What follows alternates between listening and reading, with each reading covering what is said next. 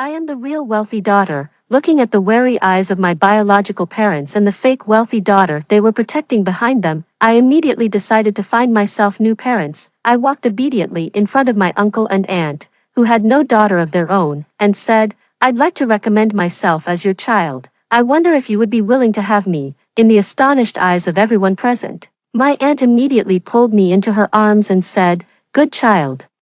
Dear daughter, my precious little baby." Later, my biological mother tried to take me back. She stared meaningfully at my new mother's belly and sneered, "Sister-in-law, since you can't have children, you naturally don't understand the kind heart of a mother, but you can't just snatch someone else's child either." I stepped in front of my new mother and said coldly, "Auntie, I am Mom's child." Then I pointed at the girl wiping her tears at the corner and said, "Your daughter is over there. She's waiting for your kind motherly love." I am the real wealthy daughter. When I learned this news, I was having a math class. The head teacher called me out, and his expression was somewhat indescribable. In just a few words, he explained my bizarre background. Then he led me in front of a couple. "Judy, this is your..." Before the head teacher could finish the introduction, I had already eagerly blurted out the answer with shining eyes. "Mom and Dad, nice to meet you. Please take care of me." I raised the brightest smile, trying to leave a good impression on my biological parents. The couple in front of me were gentle and elegant, dressed in a low-key yet luxurious manner, not to mention the way the noble woman looked at me with tears in her eyes and full of affection. With just one glance, I knew that I, Judy, had a home. The fantasy that I had had for many years came true. Indeed, I was not the child of my adoptive parents. I had always said that no parents would be so partial. When there were 2 eggs left, one was given to the eldest daughter and the other to the youngest son. Couldn't they just stir-fry them in a pan and make scrambled eggs, or make an egg drop soup? Couldn't the second daughter have even a bite? Since I was 4 years old, I had fantasized that one day, my biological parents would come to pick me up in a pumpkin carriage. Now that I, Judy, have found my biological parents, no one will stop me from eating 10 eggs in one meal in the future. My parents will definitely be willing to let me have them. I was so excited that I let out a little whine on the spot. "Good child, you've suffered." I was pulled into the noble woman's arms. I blinked my eyes, and they suddenly felt a bit wet. "Mom, I'm not suffering." When my mom heard this, she cried even harder. My dad looked a bit teary-eyed beside us. I waved my little hand and said, "Dad, come and give me a hug too." Our family is finally reunited. When my dad heard this, he adjusted his tie. He seemed unhurried, but in fact, he took 2 steps as one. I happily immersed myself in this warm embrace that was full of the taste of home. The corners of my mouth couldn't help but rise. Biological parents are indeed the best. Aren't you too? Judy's uncle and aunt. I suddenly opened my eyes and looked at the head teacher who had raised the question. I furrowed my brows. I watched as my parents slowly let go of me, and the warmth left me all at once. A strange and awkward expression appeared on their faces. "Judy, I'm your aunt, and this is your uncle. We're here to take you home today." I frowned tightly, and my lips were almost bitten through. So I had mistaken them for my parents just now. I didn't get on a pumpkin carriage. Instead, I got into my uncle's luxury car and drove all the way to the Henry family's residence. The moment I stepped into the grand mansion, I realized that this real wealthy daughter status was truly something. My aunt gently took my hand and led me step by step into the Henry family. She pointed at a couple in the living room and said to me, "Judy, these are your mom and dad." I bit my lower lip and looked at the man and woman in front of me hesitantly. There was also a girl about my age who was being protected behind them. The woman walked towards me with a smile on her face. "Judy, I'm your mom. This is your dad and your sister. Kathy, you must get along well with each other in the future." She looked at me, expecting me to respond and recognize them as my parents on the spot. I just gave a cold, The woman frowned. "Judy, a good child should be polite. Aren't you happy to see your mom and dad?" I looked at her calmly, just like I used to look at my adoptive mother when she scolded me. My uncle said, "The child has just come back. Let her take a break and rest well first." He walked up to my aunt, put his arm around her shoulder, and whispered a few words to her. I looked up at him and felt a bit unhappy. He wasn't my dad after all. My biological father also started to smooth things over. "Big brother is right. The child has just come back. after being away for so many years, you can just teach her well in the future. I looked at them without saying a word and fell into silence. The darkness gradually welled up and swallowed my hope, just because their reaction was so indifferent. There were no welcoming hugs, no tears of joy. It was so indifferent that I felt like I was just a guest, not their biological daughter whom they hadn't seen for more than a decade. When I first entered the door, they sized me up from head to toe. They swept their eyes over me from head to toe with their gazes. Their silent disdain seemed to say, "How could my daughter be like this?" They protected that girl behind them. Obviously, I hadn't done anything, but they were already on guard against me. It was as if I would hurt her. With my years of experience in family power struggles, I immediately understood my situation.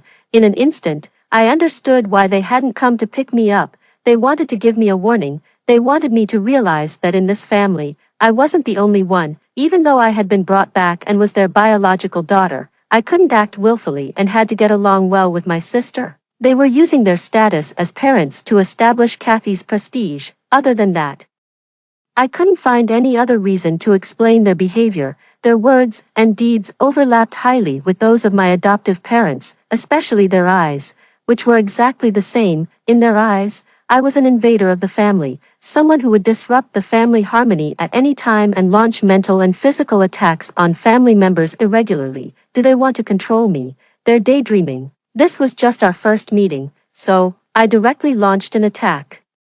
I had originally planned to pretend to be well-behaved, but now it seemed unnecessary. I pointed my finger and said, "Who is she?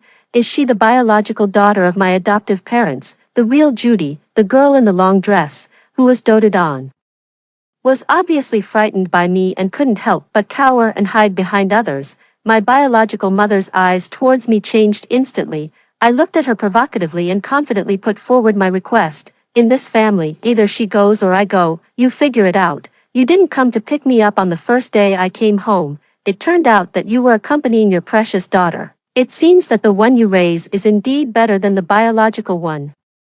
I spoke in a sarcastic tone and directly disrupted the situation. It's impossible for me to get along well with this Kathy. Without saying a word, they already regarded me as a difficult person to deal with. Even though I didn't have much malice towards Kathy originally, now I began to dislike her. If children don't get along, it's the parents' fault for lacking virtue. What's wrong with you, child? How did your parents teach you all these years? And your hair, you look like a tomboy. My biological mother directly stood in front of Kathy, blocking my view. She stared at me, just like a mother animal protecting her cubs. I wasn't going to back down. How else could they teach me? If I wasn't obedient, they would hit me, and if I talked back, they would scold me. "I'd like to see how you taught your daughter." She didn't say a word when she saw her elder sister. "She's so impolite." I crossed my arms and looked at her coldly.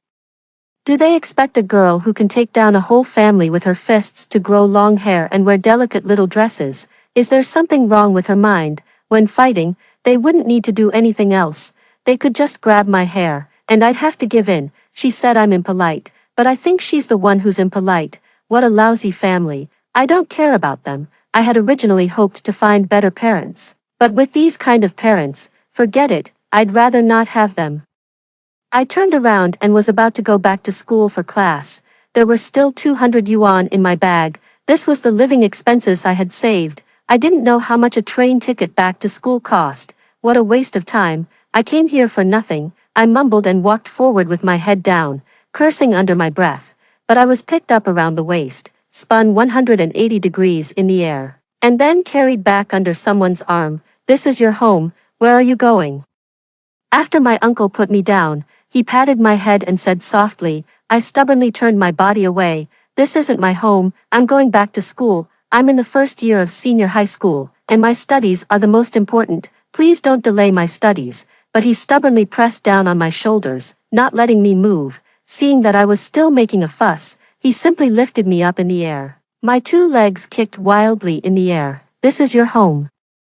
Looking at my lousy biological parents in the living room who were indifferent to me and the weak girl who was crying and being protected behind them, I was filled with anger and suddenly shouted, "It's not. What kind of parents would abandon their own child?" I held back my useless tears and turned my head away, not wanting to cry in front of these people. They didn't love me anyway. What was the use of crying? Tears would only show my weakness. She's really been spoiled after all these years outside. If she doesn't change this temper, she'll suffer in the future. My seemingly kind biological father stood aside and said, then he shook his head and sighed repeatedly, as if I had done something bad. They had made me come back, given me hope, and then pushed me to the bottom of the cliff. I had originally thought that I would finally have parents who loved me. I would be their precious little baby, but they were all the same. They didn't like me, my adoptive parents didn't like me as their daughter, and my biological parents liked their adopted daughter more. Don't I deserve to have parents who love me? My biological mother then walked up to me and bent down slightly. Judy, Mom doesn't blame you for what happened today. It's Mom's fault for not going to pick you up, but this has nothing to do with Kathy. You were both victims of the mix-up. You can't blame her for it, I sneered. Then who should I blame?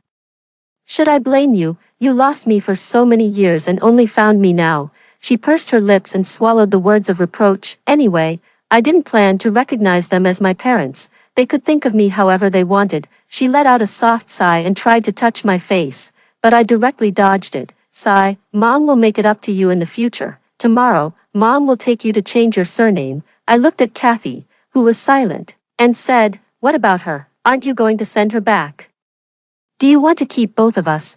My mom showed a hint of impatience. She hated my aggressiveness. Judy, stop always picking on Kathy. I've told you that Kathy is innocent. Besides, I've raised Kathy for so many years. How could I bear to send her back to such a family? That would ruin her. I looked at the soft carpet on the floor. It felt so comfortable to step on. This was the first time in my teenage years that I had seen such a luxurious carpet. What about me? What have these past 10-odd years been for me?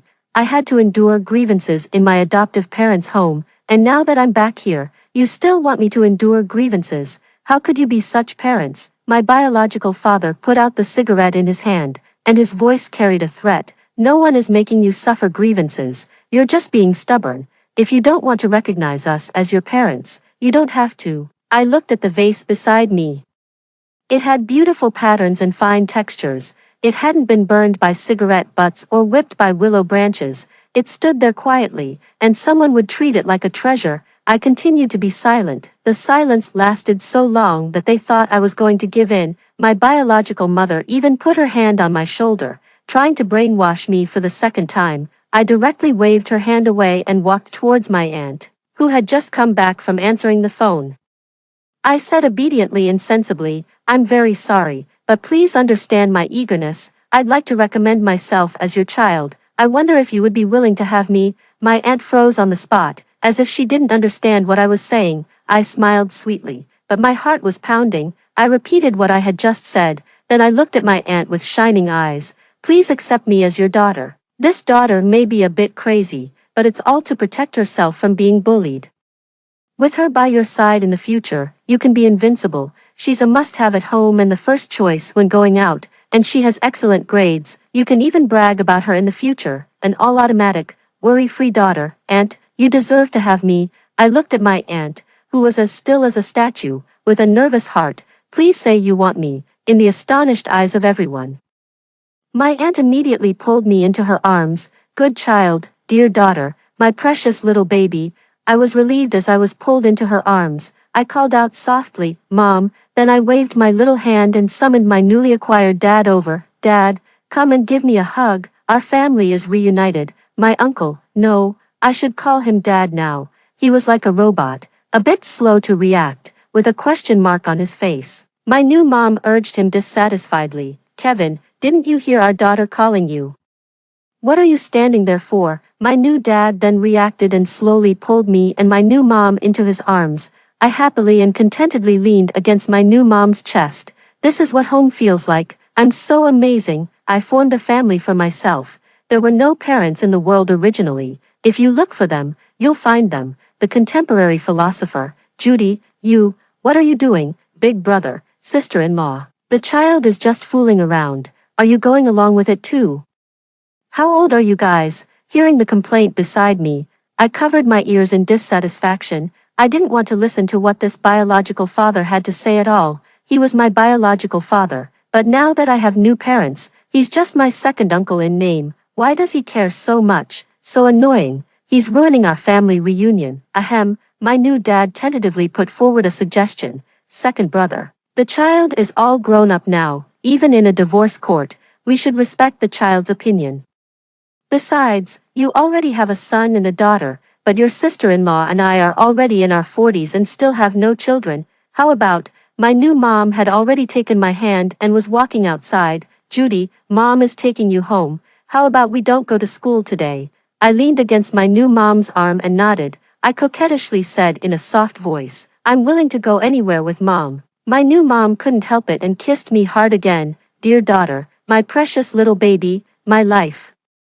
Looking at my new mom's excited appearance, I rubbed against her again and received another shower of kisses. Sister-in-law, where are you going? Judy, come back.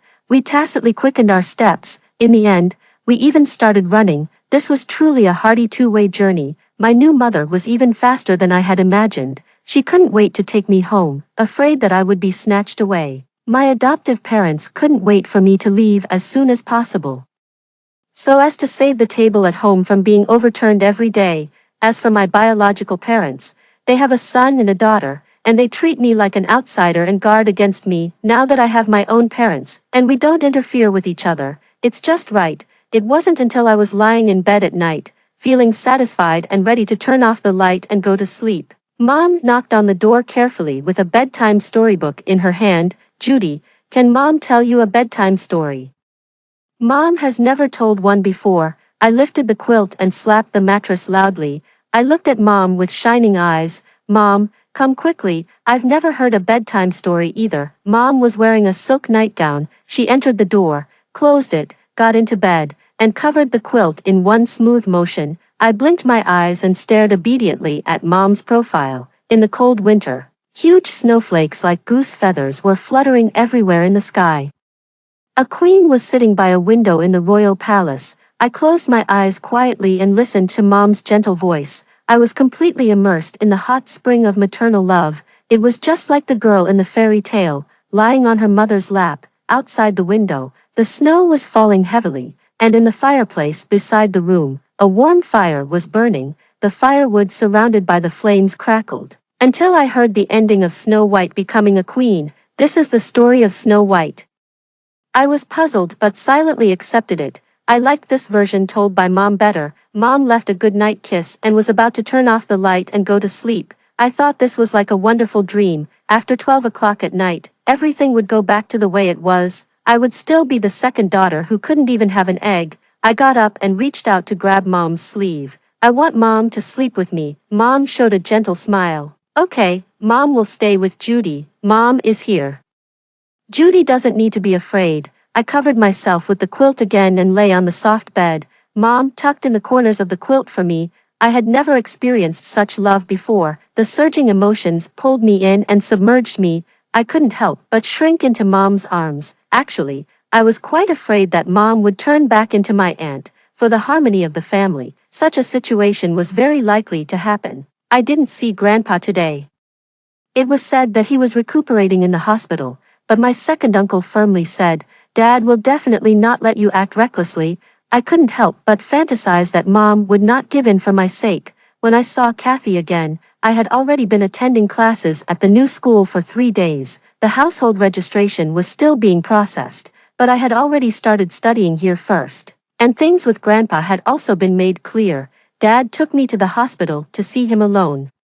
Although the old man's hair was already gray, he was still full of energy. I greeted him generously. Grandpa, nice to meet you for the first time. My name is Judy. The old man looked at me and said, good, 3 times in a row. Truly my granddaughter. She looks full of vitality. She's lively and sturdy. That's great. This is the vitality of young people. Your mom, she's good in every way, but she's not good at raising children. She wants to protect them with a glass cover. In the end, the child was raised to be sickly. I felt like I had found a kindred spirit and immediately felt closer to him. Exactly. She also disliked my short hair. I didn't even eat a single grain of her rice. What's wrong with having short hair? The old man smiled and looked at me. Do you really want to recognize your uncle and aunt as your parents? I nodded repeatedly, seriously, and with good reasons. The first time I saw them, I felt a sense of intimacy. This is fate, and I can't refuse it. Besides, No matter whose daughter I am, I'm still your granddaughter. The old man patted me on the shoulder. Your words may be rough, but they make sense. You're all children of the Henry family. If your grandma were still alive, she would definitely like you very much, he said with a sigh. From now on, you can stay with your uncle's family, your parents. They've just had it too easy. They want everything to go their way. So, my belonging was finally clear. As my dad's newly acquired daughter, my first wish was not to go to the same school as Kathy. I was too lazy to deal with that whole mess of relationships. If I transferred to that school, there would definitely be gossip and a lot of people pointing fingers. I would also have to see her crying face every day. It was so annoying. My dad hesitated to speak but still agreed. Okay, you can go to school first. We'll talk about the rest later. Later, I learned that as my dad's daughter, the path I would take in the future would be different. The education and cultivation I received would also need to be completely adjusted and replanned. But now, I was just a first-year high school student who had just entered a new family. All I could think about was studying hard and being a perfect child in my parents' eyes. I'd been smart since I was a child and have always been very obedient to my teachers. The teacher said, "Only knowledge won't betray you. What you learn belongs to you. The best path for you is to study hard." I was very satisfied with the new school. My classmates didn't know about my tough past. Here, I was just a sunny, happy little girl from a loving family. I went to school happily every day with my school bag on my back, got along well with my classmates, and with my smart brain, I helped my classmates solve their doubts. I quickly became a beloved figure in the class. They were even a bit embarrassed to give me snacks, feeling that they were taking up my time. But when I explained the problems to them, I was also learning. However, my happy mood lasted until I was blocked in front of the car by Kathy and a strange man. Who would understand that there were actually two people sitting in the car that Mom arranged to pick me up and drop me off at school? The moment I opened the car door, I took a few steps back in annoyance. "Judy, don't go." Hearing Kathy's voice, I was even more annoyed. I kicked a small stone on the road. "Kathy is calling you. Didn't you hear?" The boy grabbed my arm, and I clicked my tongue. So what if I heard? It has nothing to do with me. I took out my phone and was about to call Mom. I wanted to complain, but the boy snatched the phone from me and held it up high, taking advantage of being taller than me. He just wouldn't let me reach it. I kicked him in the knee. The phone fell directly, and I didn't catch it. With a thud, the screen shattered. He looked up at me with an unfriendly expression. I probably guessed who he was. "Are you okay, brother?" Kathy worriedly rolled up his pants to check, but he stopped her. "I'm fine." He endured the pain and comforted her. I raised my eyebrows, feeling a bit disgusted and couldn't stand the scene of the brother and sister being affectionate. "Say what you have to say quickly, and then compensate me for my phone." Lucas grimaced and said, "Mom and Dad want you to come home. What's the deal with you staying at your uncle's house every day? I know you've suffered outside these years, and Mom and Dad have dealt with that family. They gave them a sum of money, and they won't bother you in the future, you can rest assured." I held back the urge to kick him again and rolled my eyes almost to the sky. I sneered, "Rest assured. Are you trying to make me feel at ease? Or are they trying to feel at ease themselves? Or maybe to make your sister feel at ease? I've been back for so long, and I've been met with cold words and suppression. I haven't gotten a single penny, and now you're telling me to go home? No way." Kathy's face turned red from my sarcastic gaze. I didn't want to have any entanglement with her. I just hoped she would stay away from me and not appear in front of me. I felt annoyed just looking at her. Why does she get to live so well? I'm jealous. It seemed that she had mustered up the courage. "Judy, why didn't you go to one high school? Was it because you didn't want to see me?" I glanced at her indifferently. "Yes, because of you. Who knew that even after coming here, you still showed up? It's so annoying." She seemed on the verge of crying from what I said. Lucas looked at me with a bit of helplessness and also felt sorry for his sister. "Don't be so harsh with your words. We don't owe you anything." I directly showed how harsh I could be. "Then do I owe you? Get out of my sight. Don't let me see you. I feel annoyed just looking at you." But Kathy blocked my way and wouldn't let me go. "Would you feel better if I left?" Her eyes were red, and it seemed that she had made a great determination. "I'll tell Mom and Dad that I'll leave the Henry family and go back." I didn't react much, but Lucas exploded directly. "This has nothing to do with you. Why do you have to leave? You can't go back to that home. if you go back, you'll probably be bullied beyond recognition. Oh, so he knew that going back wouldn't be a good life. It seemed he wasn't completely stupid. Judy, say something. I crossed my arms and watched them perform. You have the time to act, but don't put on a show in front of me. I'm not falling for this. I'll say it again. In this family, either you're there or I'm there. We can't be in the same place. It's impossible for me to suffer grievances. I don't want parents who show favoritism. Kathy's tears fell, and Lucas glared at me angrily. I just regarded his anger as useless. Looking at Kathy crying so pitifully, I was really impatient. I just wanted to live a peaceful life and was too lazy to get entangled with them. This way, it's a win-win situation now. If she has something bothering her, she should deal with it herself and not use me as a target. I put away all my sharpness and said seriously, listen carefully, I'll only say this once, I won't go back to that home. Why should I choose a place where I'm destined to suffer grievances? I'm not a masochist or a coward. My heart is also made of flesh. They favor the daughter they've raised for more than 10 years and don't love me. Their vulgar biological daughter whom they haven't gotten along with. Similarly, their biological daughter, don't love them either. I'm not a dog. I won't wag my tail and go over just because they throw me a bone. I lack love, but it's not something they can just give me casually. If they want to give it, they should give me a complete one. I'd rather not have love that's mixed with impurities. I looked at Kathy with a calm expression and sharp words without mercy. I won't get along with you peacefully. I hate you, and I really hate you. Whether you stay or leave in that home is your business and has nothing to do with me, so, please don't come to me about this crappy matter again in the future. I really don't like you and don't want to see you. I didn't forget about Lucas beside her and casually gave him a block, too. Also, please remember that I'm your uncle's daughter, Judy. Please call me cousin next time we meet. Looking at the brother and sister who were controlled by me, it felt really satisfying.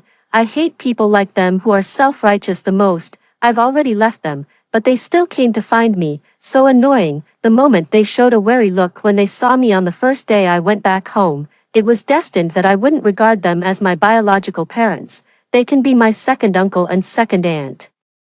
Though, after all, every family has some superficial relatives. Kathy hesitated to speak, and her tears kept falling. I directly got into the car and told the driver to leave quickly. I didn't want to stay with them for another second. Every second with them was consuming my emotions and wasting my life.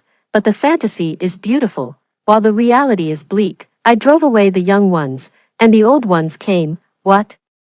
Is this going to be a scene of chasing after the daughter like in a cremation ground plot? Did they realize that I really won't look back and they can't control me anymore? Do they regret it now that they didn't cherish me when they had me? It's so ridiculous. Looking at my second aunt's expression, I think it's so fake. Love and lack of love are really simple. Mom looks at me as if I'm her treasure, every second. She's full of admiration. Why is my baby so perfect and amazing? I love my precious daughter so much. I want her to be happy every day and enjoy a good life every day. But my second aunt's expression is full of scrutiny and a sense of superiority. She tries to suppress me through her identity as my birth mother. Do they think they can control me? Someone who can overturn the dining table just because I couldn't have an egg. Curse back when they scolded me during the spring festival and even pour all the dumplings into the garbage. And add laxatives to their food when they force me to eat the food I'm allergic to. I've been through the wind and rain, and I'm still tenaciously fighting and firmly defending my rights. I successfully made everyone in the family dare not speak out in anger. At least on the surface, things are fair. I will definitely not lower my head and compromise to please her just for a little bit of her false love. Not all parents love their children. Didn't my adoptive parents not love me when they thought I was their biological daughter? If I were so easily subdued, in my adoptive parents' home, I would have become a tool for my elder sister, a punching bag for my parents, and a source of blood for my younger brother. It's ridiculous to say that my eldest sister, who was also a source of blood for my younger brother, always looked down on me and even treated me worse than my younger brother. It seemed that if I lived a miserable life, it could show that our adoptive parents loved her. After I taught her a few lessons, she stopped. During the day, I couldn't beat her because my adoptive parents took her side, so I would cut off her hair and tear up her dresses with scissors in the dead of night. when my adoptive parents beat me and scolded me and wronged me without distinguishing right from wrong and made me take the blame. I would sneak in the dark at night and dye their faces with ink. Anyway, they had no shame left. So they might as well just stay at home. Beating me and scolding me were useless. I would still dare to do it again. I seem to have a natural rebellious streak and don't have the obedient gene. I really hate being obedient and sensible. These two words mean being bullied, oppressed, and having to make endless sacrifices. It's just like that elder sister next door who dropped out of junior high school and went to work to earn tuition fees and save money for her younger brother. I can see the end of her life at a glance, but every time she mentions it, she still feels happy. Judy, you don't understand. An elder sister is like a mother. Everything I do is right. If I have money in the future and marry a rich person, I must buy a big house for my younger brother and let my parents live a good life. She's so skinny and can't even eat a few pieces of meat, but she wholeheartedly drains herself to dedicate to her younger brother. I loathe her so-called greatness. It's just like the idea of favoring sons over daughters, which is deeply ingrained in the minds of some people. Being the second daughter is like an unchangeable curse. One has to be sensible, give, and please others. One has to take the initiative to sell one's own flesh and blood by the pound, drain one's blood dry, and finally have one's bone marrow extracted, and in the end, one gets nothing. One only gains a lot of grievances and a barren life. During the free discussion time, I was explaining a problem, and I was surrounded by my little fans. In order to welcome such a grand occasion, I secretly burn the midnight oil to study every day. Self-discipline makes me calm. Judy, the reference answer to this question mentions that the author's emotional attitude includes irony, but I can't see it at all. I quickly started looking at the question, due to the difficult life of years of wits and battles. I am really outstanding in the subject of Chinese. I have rich emotions and can write beautifully. Text reading and appreciation are simply a piece of cake for me. The monitor knocked on my desk. Judy, your mom is here and is in the head teacher's office. It seems that the situation is not very good. You'd better go over there quickly. I opened my mouth. I couldn't figure out what I had done in the new school that required my parents to be called. I haven't beaten up the scumbags who spread vulgar rumors, nor have I torn apart the siblings. I can be considered a good student. The classmates in the class are united, friendly, and positive. As soon as we open our eyes every day, we start studying. The learning atmosphere is so strong that I don't even want to finish school. So why did the head teacher call my mom here? I quickly trotted all the way there. My mom has never been called to school because of me. I hope she won't be scared. The moment I saw my second aunt, I felt exhausted. The heart that was originally raised immediately settled back down. I turned my head and said seriously to the head teacher, "Teacher, she's not my mom, she's my second aunt." The head teacher looked at us in confusion. "Teacher, don't listen to her nonsense. I'm her biological mother." I corrected her seriously. "You are the one who gave birth to me, but you're not the mom on my household registration. According to the kinship, I should call you second aunt." I casually took out the copy of the household registration in my phone case and showed it to the head teacher and the surrounding teachers. After showing it around, I carefully put it away, and greeted my second aunt politely again. "Don't you remember, on the day of registering for the household registration, you blocked our car? My mom and I had a cordial and friendly conversation with you." Then I unlocked my phone and showed the family photo that I had shown her at that time. "This is the family photo I showed you at that time. Look, it's me, my mom, and my dad. What a harmonious family of three." My second aunt's face turned a bit pale at this moment, but I just pretended not to see it. I continued to vividly help her recall the situation at that time. "Your daughter Kathy was still behind you at that time. I also politely told you that your daughter was right there." The gossipy looks around made my second aunt's face look ugly, and she squeezed out the words through her teeth. "Stop it, don't make a scene. I'm the one who gave birth to you. What you're doing now is simply embarrassing." I smiled slightly and continued to maintain a polite attitude. "Second aunt, I should be the one saying this to you. Stop making a scene." She suppressed her anger and said, "Judy, mom sincerely wants to take you home." I continued to smile and remained unmoved. Then I changed the subject. "Second aunt, I want to ask you a question. Do you think the kindness of giving birth is greater, or the kindness of raising is greater?" Please answer. Think carefully before you answer. She tidied her hair and readjusted her posture. The kindness of giving birth is greater. I nodded. If the kindness of giving birth is greater, I should go back with you, and Kathy should go back to the James family. My second aunt immediately changed her words. The kindness of raising is greater. I nodded again as if I had understood something.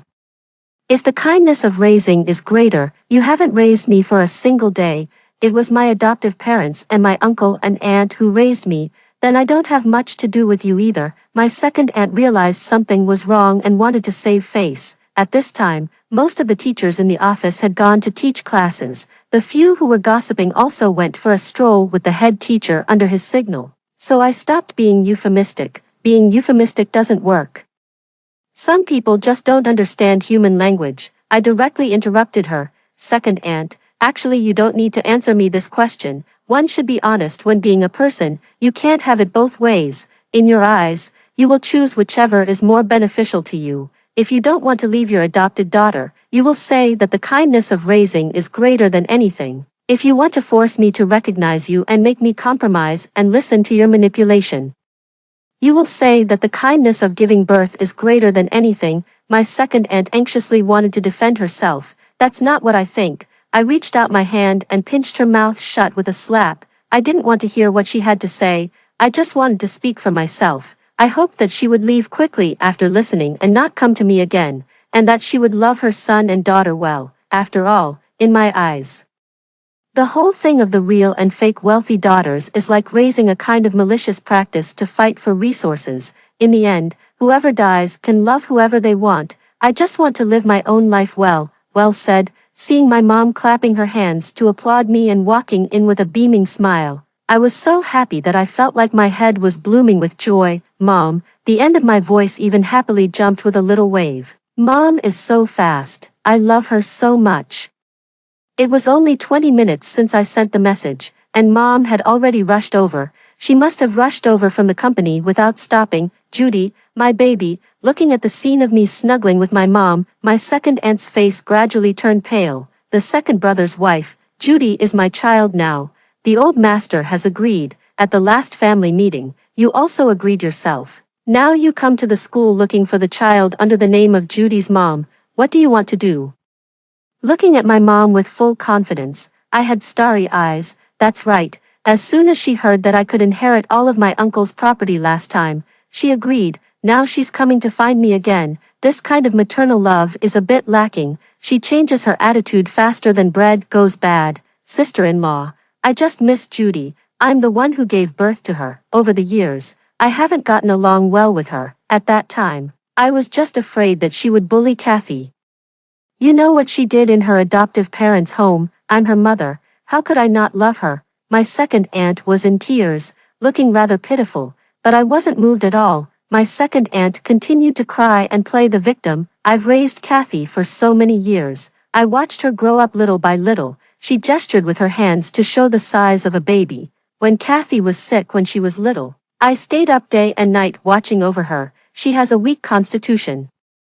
She has a high fever every time the season changes, and she has many types of allergies. Judy insisted that I send Kathy back. How could I bear to do that? She's the child I raised with so much effort. It's Judy's fate to be switched at birth. What does it have to do with Kathy? I've sacrificed so much for Kathy to raise her to be what she is now. Why should I send her back to that family? It's no different from cutting my own flesh. She showed all her motherly love for Kathy. But it has nothing to do with me. Does she still think I don't hate her enough? I looked at her coldly, with a lot of thoughts in my mind. Since being switched at birth is my fate, then it's also my second aunt's fate that her daughter doesn't recognize her as a mother. Sister-in-law, you also watched Kathy grow up. Back then, when you couldn't have children, you also regarded Kathy as your own child. You should understand my kind motherly heart. Hearing this, my mom hugged me even tighter. I didn't even care that my second aunt was using her kind motherly heart for Kathy to provoke me again. So my mom couldn't have children. If my mom had her own child, she would definitely love her very, very much. Both she and my dad are really good parents. My mom firmly rejected my second aunt's words. This is not your excuse. Your heart has been completely biased from the very beginning. Let me ask you, You said you watched Kathy grow up and you can't bear to part with her. If Kathy was born from my second brother's affair, would you be willing to give her up? I widened my eyes and listened to my mom's sophistry. When dealing with unreasonable people, just be unreasonable directly, my second aunt retorted unconvinced. This is not the same thing at all and can't be confused. Sister-in-law, you haven't given birth, so you don't understand the feeling of being a mother. If you were a mother, you would definitely understand my kind motherly heart. It's a pity that you can't. She looked meaningfully at my mom's belly. I immediately stood in front of my mom to block her. My second aunt then accused, sister-in-law, if you can't have children, you can adopt. You can't snatch someone else's child. Judy was born by me. She and I are mother and daughter with blood thicker than water. This relationship can't be broken in this lifetime. I felt the anger and sadness transmitted from my mom. My second aunt was stabbing at my mom's heart with a knife. I looked at my second aunt and smiled slightly, and then launched a strong counterattack. I held my mom's cold hand and acted coquettishly. Mom, I'm your little baby, let's go. Ignore my second aunt, she starts talking nonsense when she can't argue with you. It's too much. I pulled my mom and turned to leave. I don't know how to make my second aunt feel the same way, but I know that it must make her feel uncomfortable to see her own daughter call someone else mom, just like I felt when I saw her protecting another daughter and treating me as an enemy to be guarded against. The expression on my mom's face gradually returned to normal, and she touched my face. She said softly, okay, let's go. Your dad is coming back from a business trip today. He has reserved the restaurant you liked last time. We'll go there together tonight. As for my second aunt, she's just an outsider. As soon as we walked out of the office, we heard a thud. I was so scared that I turned my head to look at the source of the sound. My second aunt fainted, our dinner was ruined, and an ambulance with its siren on drove into the campus. I stood in the middle of the crowd and vaguely heard the rumor that I had fainted a woman who seemed to be my biological mother in the office. I'm afraid my good reputation is going to be ruined. My mom and I sat bored in front of my second aunt's hospital bed. Soon Kathy and Lucas rushed over after hearing the news. I thought I could leave. Mom, let's go. Dad has already landed. I pulled on my mom's sleeve. Before I could step out of the ward, my second aunt's weak voice came, Judy. It's so annoying. I really should have left 1 minute earlier. It would have been better if she had woken up 1 minute later. Judy, she kept calling like a soul calling, without stopping. You all go out. I want to talk to Judy alone. We haven't had a good talk as mother and daughter. She looked at my mom pleadingly. Sister-in-law, for the sake of my illness, please be kind. I smiled and looked at my mom to soothe her unease. Mom, I'll have a few words with my second aunt and then we'll go home. Dad is still waiting for us. When the ward door closed, I caught a glimpse of Kathy's red eyes. I dragged a chair and sat in front of the hospital bed, staring at her. Second aunt, what do you want to talk about? Go ahead. She said it in a low voice, with a bit of a flattering tone. Judy, can you call me Mom? I frowned. Second aunt, please be polite and don't make such an unreasonable request. I pretended to take out the copy of the household registration from my phone case. She directly pressed on my arm to stop me. This is the only wish Mom has, I said firmly. No. She couldn't help coughing a few times. Judy, Mom carried you in her womb for 10 months and gave birth to you. Can't I even get a call of Mom? I was annoyed that she was playing the emotional card. You reap what you sow. Second aunt, as an adult, don't be unreasonable. I don't have the time to play the drama of cherishing something only after losing it with you. We haven't gotten along with each other at all. Where does the feeling of admiration and attachment come from? Even if there was, it was gone on the first day we met. After hearing my words, my second aunt coughed violently. How can you be so cold to your mom? She turned her head away and coughed dryly. In the end, there was even blood on the handkerchief.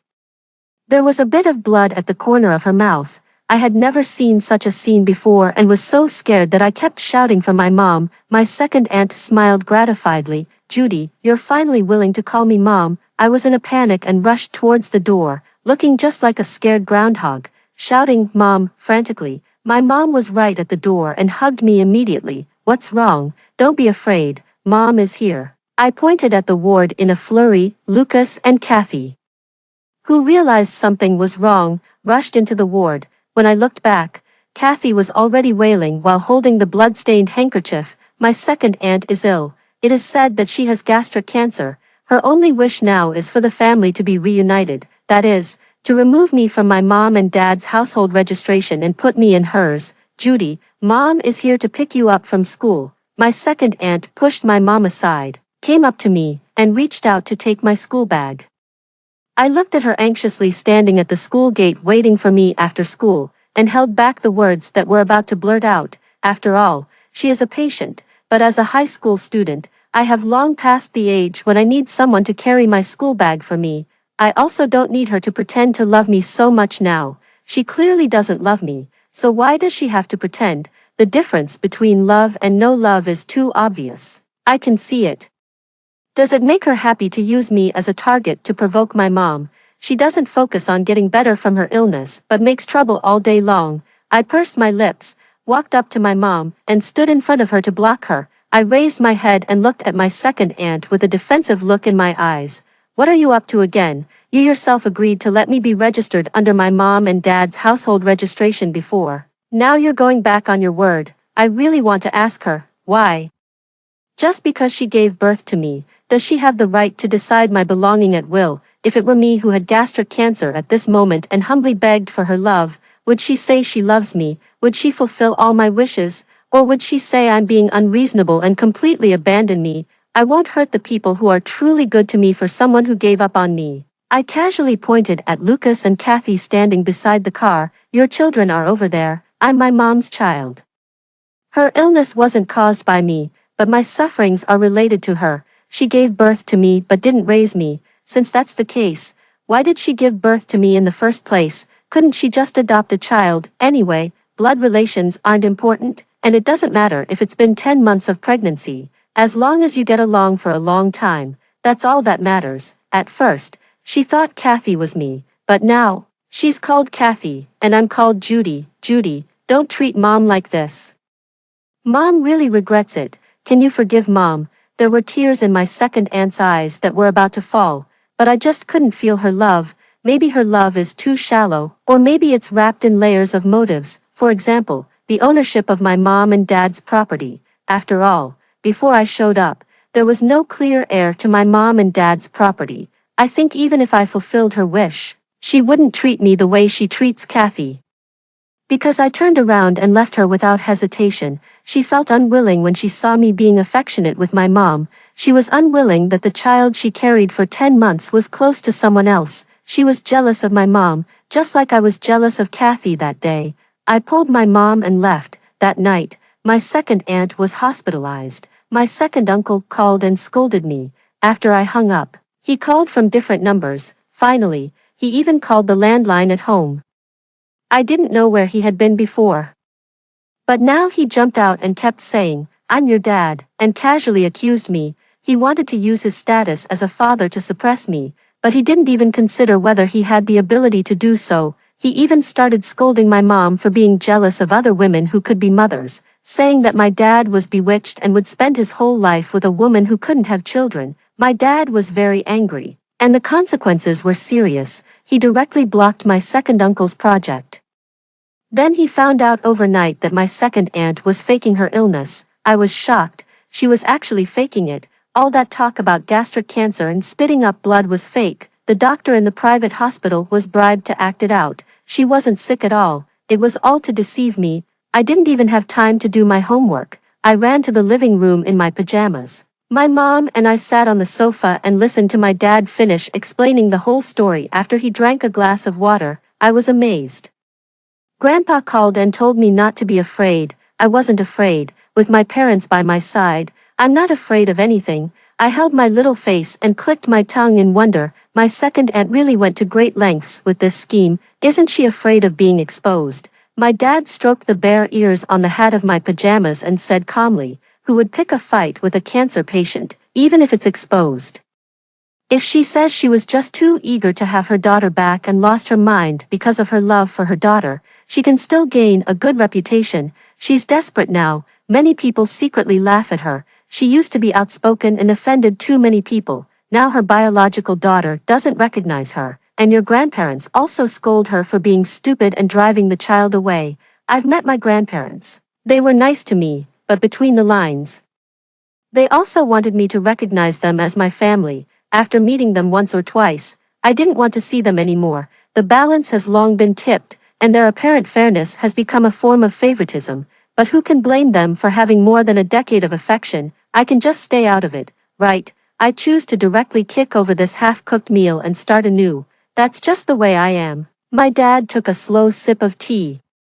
My mom hugged me and rubbed my fingers that were a bit sore from writing too much. Why did she do all this? She made the decision herself and now she's causing trouble again. My dad gave a cold snort. My second brother has become arrogant now. It's good for him to take a fall, otherwise, he'll keep thinking that all my property will go to his son after I die. After that night, I don't know if it was Grandpa's scolding that worked or if my dad blocking my second uncle's project that had an effect. Anyway, I finally had some peace around me, but unexpected things can happen, and misfortunes can occur overnight. Some words shouldn't be said casually, because they might come true. For example, my second aunt being ill. My dad specifically checked. This time, it's real. She needs a kidney transplant. The two big families gathered in the ward.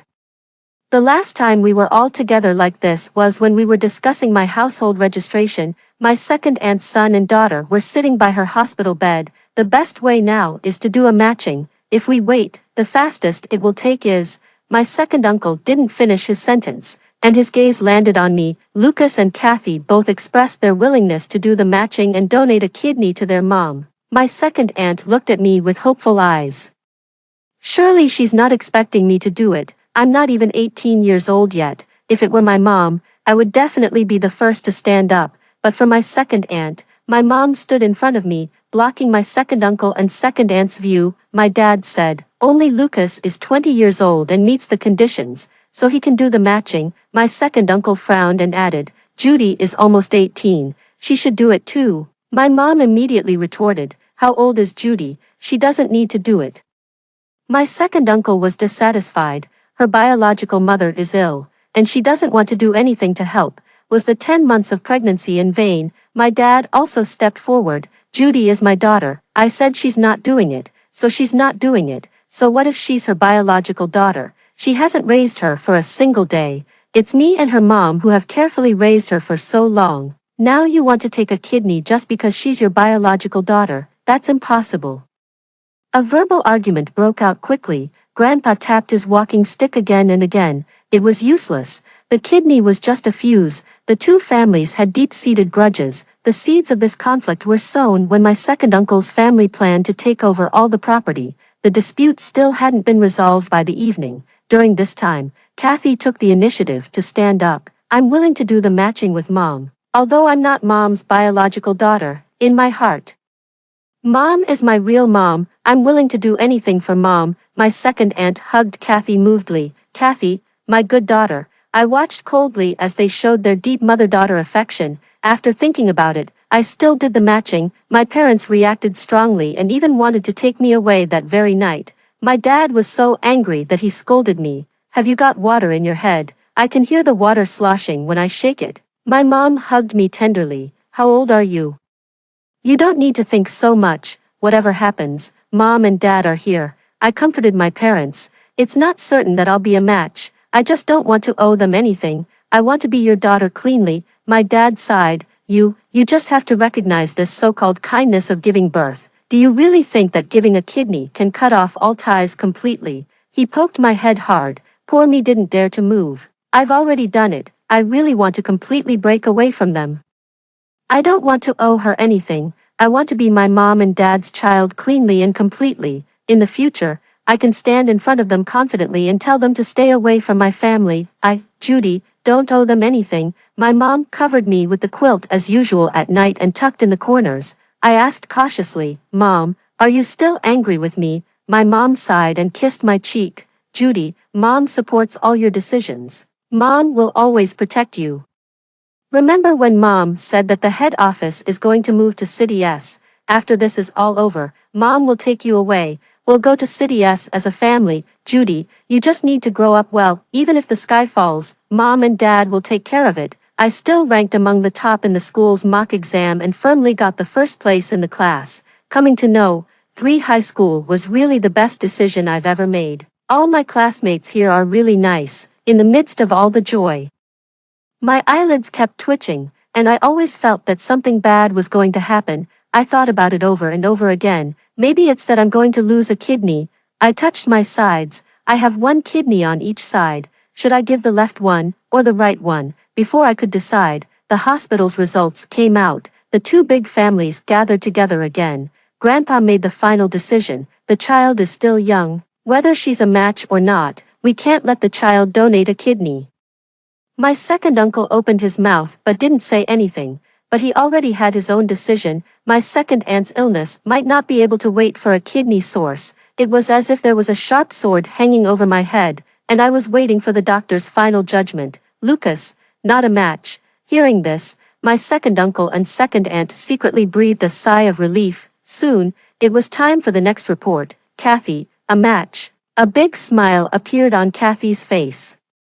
And she squeezed my second aunt's hand tightly. Mom, I can donate a kidney to you. There wasn't much joy on my second aunt's face. She forced a smile and patted Kathy's hand. The doctor slowly took out the last report. My dad and mom stood behind me. My heart was pounding, and I couldn't help feeling a bit scared. My second aunt stretched her head to see what was written on the report. Judy, the doctor's words fell like a heavy hammer, hitting everyone's heart. Not a match.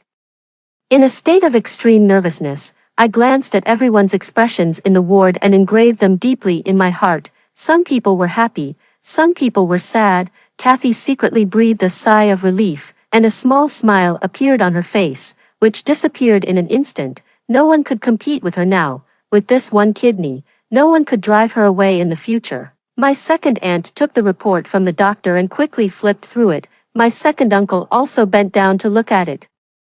Grandpa shook his head, and his walking stick made a dull sound as it hit the ground. He looked at my dad meaningfully. My dad was calm and composed and casually tapped my head. My mom hugged me into her arms. There was a layer of cold sweat on my back. The moment the doctor called my name just now, I realized my truest thought. I didn't want to do it. Even if I was a match, I still wouldn't want to donate. I didn't want to donate. Blood relations can't be changed, but why should I donate? And why did I think I should donate? Fortunately, I wasn't a match. My mom's voice trembled a bit as she brought up the previous plan again.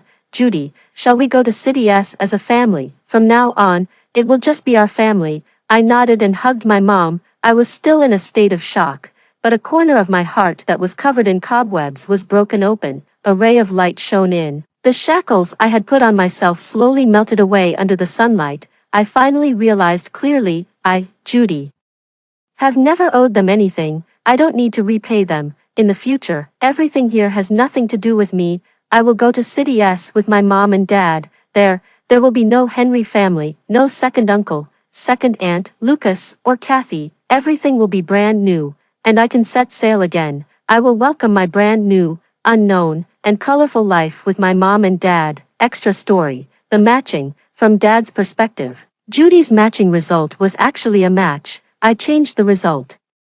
The name on the report was Judy, but in reality, the blood type and other information were replaced with those of someone else. That child has suffered so much. She rarely mentions what kind of life she had before. She only says that she is very capable and will fight back when others bully her. But anyone with eyes can see how many grievances she has endured to become what she is now. That's why, at such a young age, she has put up thorns and built a defense for herself. She is always on guard, not giving others a chance to hurt her. However, if someone shows sincere care and love, she will be easily touched. Fortunately, she has become the daughter of Heidi and me. We will take good care of her bit by bit. My second brother was stupid when he was a child, and he has become even more stupid as he grew up. I'm too lazy to scold him anymore. But I never expected that he would really have such evil thoughts and want one of Judy's kidneys. Judy is too naive.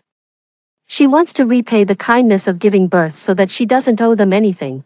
But if they gave birth to her but didn't raise her, how can we even talk about the kindness of giving birth? If she can't make this decision, I will make it for her. My daughter doesn't need to do this. She shouldn't be bound by blood relations. Heidi was one step slower than me. She loves Judy so much. How could she bear to see Judy get hurt? She and Judy have a destined bond. The first time we met, I knew that we were family. Judy, when she came, it wasn't spring yet, but when she moves forward in life, there will be a garden full of spring for her. In this life, I wish our daughter Judy, the daughter of Heidi and me, to have the spring breeze with her every year and to be free from worries every year. After hearing the story above, what are your thoughts? Feel free to share your opinions in the comments section. Looking forward to hearing from you. If you liked this story, don't forget to like it, share it, and subscribe to my channel. See you next time.